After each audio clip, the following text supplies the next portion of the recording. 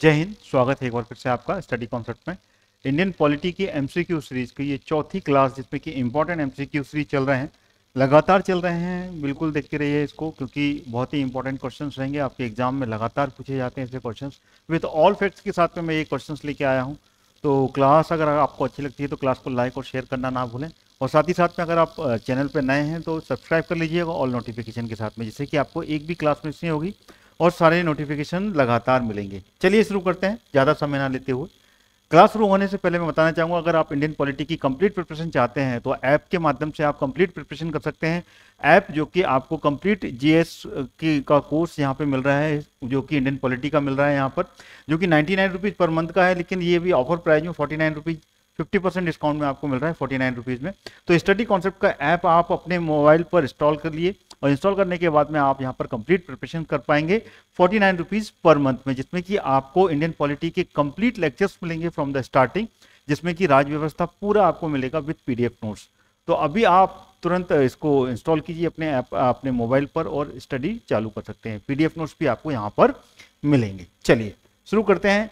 अगर आपको ये लिंक मिलने में कोई दिक्कत हो रही है तो आपको इस स्टडी कॉन्सेप्ट का जो लिंक है वीडियो के डिस्क्रिप्शन बॉक्स में ही मिल जाएगा, यहाँ से कि आप इसको क्लिक करके अपने मोबाइल पर इंस्टॉल कर सकते हैं। चलिए पहला क्वेश्चन आ गया, आपको ज़्यादा समय न लेते हुए ये आ गया पहला क्वेश्चन आपके सामने, जिसमें कि इंडियन पॉलिटी का एक पहला क्वेश्चन है और उसमें पूछा गया है कि निम्नलिखित में से किस वर्ष में भारत में अंतरिम सरकार का नवनिर्वाचित संविधान सभा के द्वारा निर्माण किया गया था। जो अंतरिम सरकार है उसका जो निर्माण किया गया था, जो कि संविधान सभा के द्वारा किया गया था, ये कब किया गया था? ऑप्शन आपके सामने है 1940 में, 1943 में, 1946 में या फिर 1945 में। ABCD ऑप्शन दिया हुआ है।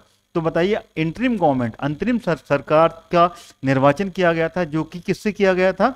संविधान सभा, निर्वाचित संविधान सभा के द्वारा इसका निर्माण किया गया था, जो कि एक इंटरिम गवर्नमेंट का, जो कि नई नव निर्वाचित विधानसभा संविधान सभा थी, पार्लियामेंट असेंबली जो बनाई गई थी, जिससे कि संविधान बनाया गया जिसके द्वारा। तो इसका आंसर आपको क्या है? अगर आपको मालूम है तो आप कमेंट में आंसर दे सकते हैं। देखिए इसका जो आंसर है वो है 1946। This is the correct answer. 1946 में अंतरिम सरकार के द्वारा इसका गठन हुआ था, जो कि हुआ था कब? 2 सितंबर 1946 में इसका गठन कर लिया गया था। किसका? अंतरिम सरकार का। ठीक है, क्लियर हो गया इसका आंसर। चलिए अगला क्वेश्चन आपके सामने ये रहा, बताएं इसका answer. Which one is the correct answer? अंतरिम सरकार किस संविधान संशोधन के अधिनियम के द्वारा भारतीय नागरिकों के लिए मतदान की आयु 21 से घटाकर 18 वर्ष कर दी गई थी? कौन सा संविधान संशोधन हुआ था जिसका कि आंसर आपको बताना है? विच one is the correct answer, बताएं। पहला 61वां संविधान संशोधन, दूसरा 62वां संविधान संशोधन, तीसरा 63वां या फिर 64वां संविधान संशोधन। कौन सा आंसर सही होगा? आप कमेंट में आंसर इसका दे सकते हैं। इसका जो आंसर है वो ए इज द करेक्ट आंसर, जो कि है 61वां संविधान संशोधन। 1988 में इसका संशोधन किया गया था, और ये संशोधन जो हुआ था उस समय के जो प्रधानमंत्री थे वो कौन थे? वो थे राजीव गांधी।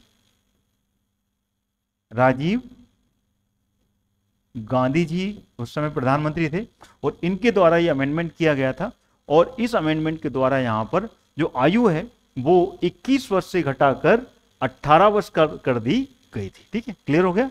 चलिए अगला क्वेश्चन आ गया आपके सामने, क्वेश्चन नंबर 3। कांग्रेस ने 1929 में किस स्थान पर अपने अधिवेशन में पूर्ण स्वराज के प्रस्ताव की घोषणा की थी? ऑप्शन आपके सामने है, बॉम्बे, लाहौर, मद्रास या फिर कराची। बताइए कौन सा आंसर इसका सही होगा? विच one is the correct answer, बताएं। बॉम्बे में की गई थी, लाहौर में की गई थी या मद्रास में की गई थी? कौन सा आंसर सही होगा?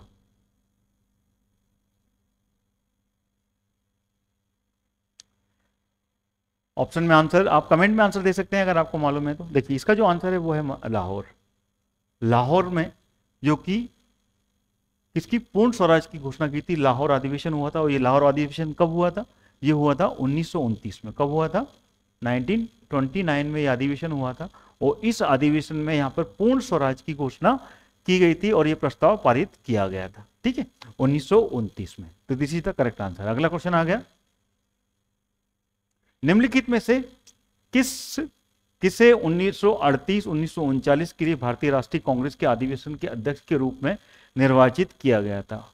1938 और 1939 के लिए यहाँ पर निर्वाचित किया गया था पट्टाभी सीतारामैया, सत्येंद्र प्रसाद सिन्हा, प्रसाद है ये, सत्येंद्र प्रसाद सिन्हा, लाल मोहन घोष या फिर सुभाष चंद्र बोस। कौन सा आंसर इसमें से सही होगा, ये आपने यहाँ पर आंसर बताना है। अगर आपको मालूम है तो आप कमेंट में इसका आंसर दे सकते हैं। Which one is the correct answer, बताएं। देखिए इसका जो आंसर है वो है D is the correct answer. कौन सा आंसर सही है इसका, D is the correct answer, Subhash Chandra Bose. Subhash Chandra Bose को ही यहाँ पर 1938 में 1939 के लिए भारतीय राष्ट्रीय कांग्रेस के अधिवेशन का अध्यक्ष चुना गया था, ठीक है ना, क्लियर हो गया।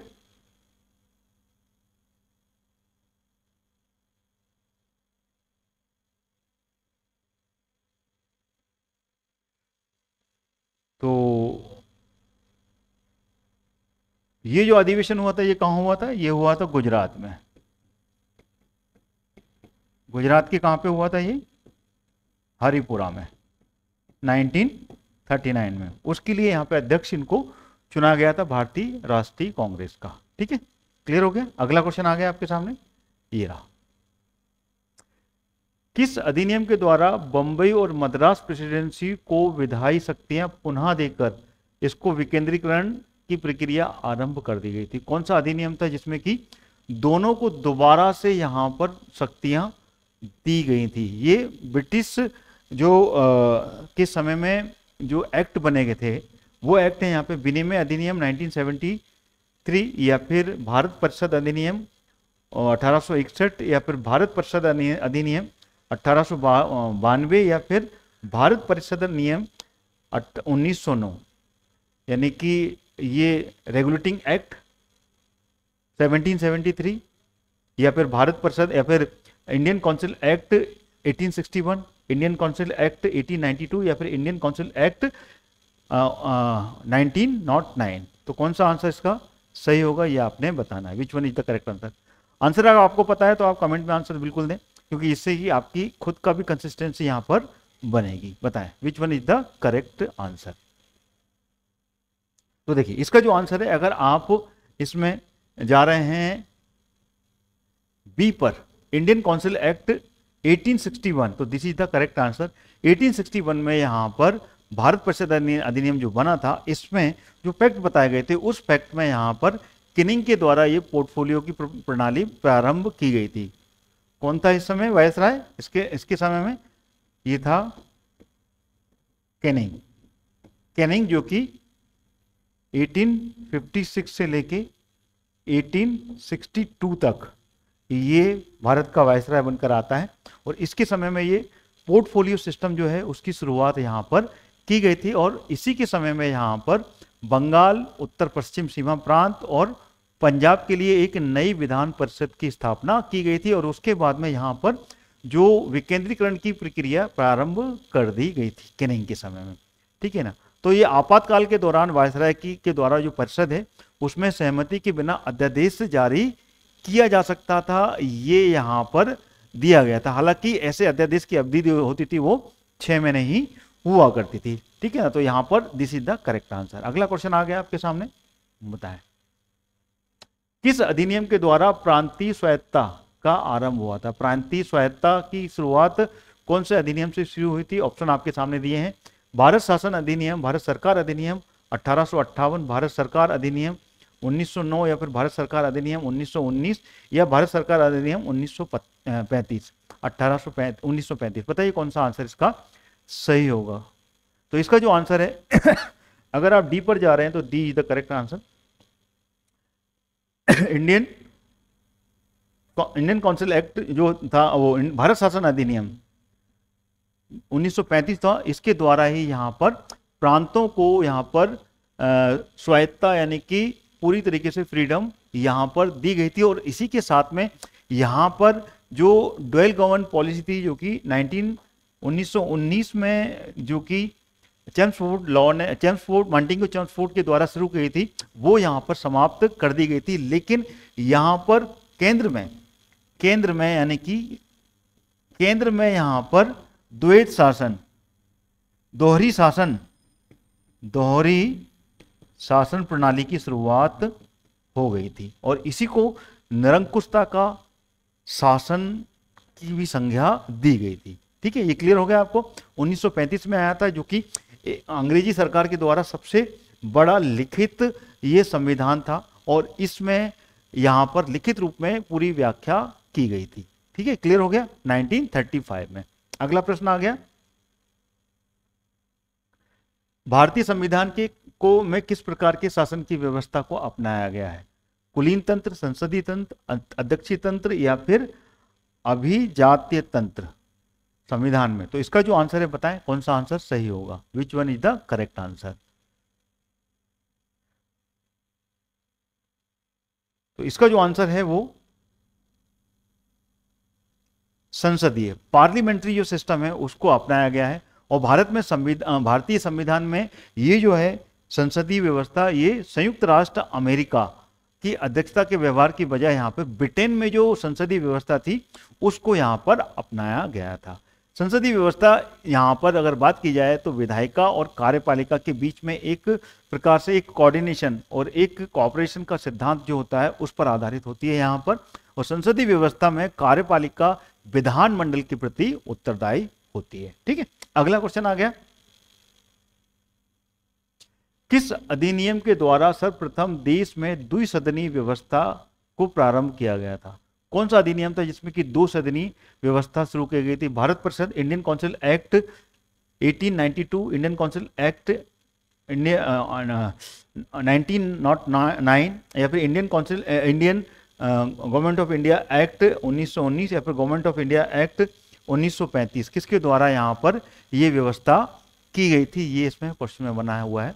तो बताइए, द्विसदनीय व्यवस्था जो कि है डबल, ठीक है ना, वो किस अधिनियम के द्वारा यहाँ पर की गई थी? तो इसका जो आंसर है वो है सी, भारत शासन अधिनियम 1919 के तहत यहां पर द्विसदनीय व्यवस्था की शुरुआत की गई थी। और इसको किस नाम से जानते हैं? ये ड्यूल गवर्न पॉलिसी भी बोलते हैं, इसको ड्यूल गवर्न पॉलिसीज भी बोलते हैं। उसको मॉन्टेग्यू चेम्सफोर्ड लॉ भी बोला जाता है, जो कि मॉन्टेग्यू चेम्सफोर्ड सुधार के नाम से भी या फिर मॉन्टेग्यू चेम्सफोर्ड रिफॉर्म्स के नाम से भी ये जाना जाता है। ठीक है ना, यहाँ पर पहली बार द्विसदनीय व्यवस्था की शुरुआत की गई थी और यहाँ पे प्रांतीय विषय जो प्रांतीय विषय थे, जिसमें कि स्टेट्स की जो सब्जेक्ट थे उसको दो भागों में यहाँ पे डिवाइड कर दिया गया था, दो भागों में यहाँ पे विभाजित किया गया था। एक में लोक सेवा आयोग का गठन किया गया था। भारतीय संविधान को हाथों से लिखने वाला जो व्यक्ति था, ठीक है ना, वो, ठीक है, क्लियर हो गया ये? तो this is the correct answer. अब अगला क्वेश्चन है जो है वो है हाथों से लिखने वाला। भारतीय संविधान को हाथों से लिखने वाला व्यक्ति कौन था? हाथों के द्वारा लिखा गया, यानी कि हस्तलिखित जो संविधान था वो किसने लिखा था? प्रेम बिहारी नारायण रायजादा, कन्हैयालाल माणिकलाल मुंशी या फिर बाबा साहब गंगाधर खेर या फिर श्यामा प्रसाद मुखर्जी? किसके द्वारा, हाथों के द्वारा संविधान लिखा गया था? तो इसका जो आंसर है वो प्रेम बिहारी नारायण रायजादा के द्वारा हाथों से लिखा गया था ये संविधान। ठीक है ना, मूल भारतीय संविधान एक यहाँ पर इटैलिक शैली में प्रेम बिहारी नारायण की राय द्वारा ये हस्तलिखित के रूप में लिखा गया था। हिंदी भाषा का जो मूल संविधान है, अगर उसकी बात की जाए तो ये वसंत कृष्ण वैद्य के द्वारा इसको लिखा गया था हिंदी में। ठीक है, और इंग्लिश में प्रेम बिहारी नारायण राय द्वारा जो कि इटैलिक में लिखा गया है। किसमें? इटैलिक में। इटैलिक जो स्क्रिप्ट है उसमें इसको लिखा गया था। ठीक है, अगला क्वेश्चन आ गया आपके सामने, क्वेश्चन नंबर 10वां। निम्नलिखित में से किस अनुच्छेद में इंडिया को भारत कहा गया? इंडिया को भारत, आर्टिकल 1, आर्टिकल 2, आर्टिकल 3 या फिर article 4? Which one is the correct answer? तो इसका जो आंसर है वो है article 1। Article 1 is the correct answer, यानी कि प्रथम जो पहला ही अनुच्छेद है उसमें ही इंडिया को भारत कहा गया है, यानी कि राज्यों के समूह के बजाय राज्यों का एक संघ होगा, इसके बारे में यहां पर जानकारी मिलती है, ठीक है ना। तो this is the correct answer, ठीक। अंत में इंडियन पॉलिटी के जीएस लेक्चर को फिर से बता रहा हूँ आपको, अगर आप कोर्स कंप्लीट करना चाहते हैं तो ये जो ऑफर प्राइस है सिर्फ 49 रुपीज़ में आपको मिल रहा है। कोर्स प्राइस 99 का 50% डिस्काउंट में मिल रहा है। तो आप इंडियन पॉलिटी की कंप्लीट प्रिपरेशन जीएस लेक्चर्स के द्वारा कर सकते हैं मात्र 49 रुपये में। तो आप अभी अपने मोबाइल पर स्टडी कॉन्सेप्ट का ऐप इंस्टॉल कीजिए और कंप्लीट प्रिपरेशन कर पाएंगे विथ पीडीएफ नोट्स, जो कि आपको इंडियन पॉलिटी का यहाँ पर मिलने वाला है। तो thank you so much watching my this class till and. अगली क्लास में फिर मिलेंगे। Thank you so much.